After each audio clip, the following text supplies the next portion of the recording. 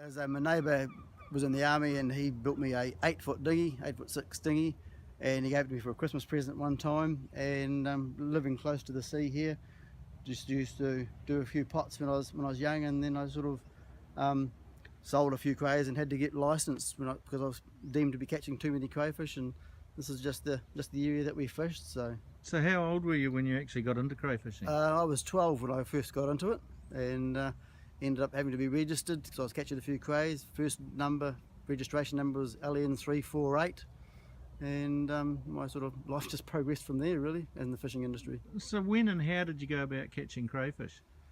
No one really showed me or taught me. I was just sort of self-taught, I suppose, and just went from there, really. And when did you do it? Through the weekends? I did it before school, after school, weekends, just whenever time or sea conditions prevailed, really. And whereabouts did you fish? Just out in front of our house, which is, as you can possibly see in the video here, that this is where we lived, and this was my backyard and my playground, really, and my fishing future was here.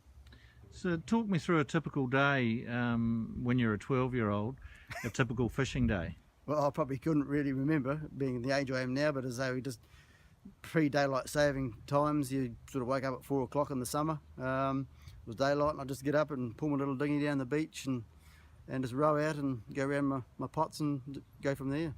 How many pots, and what sort of pots were you using? Probably used Superjack pots back in those days, and had about 10. And you obviously turned into a millionaire overnight. Cut that one out.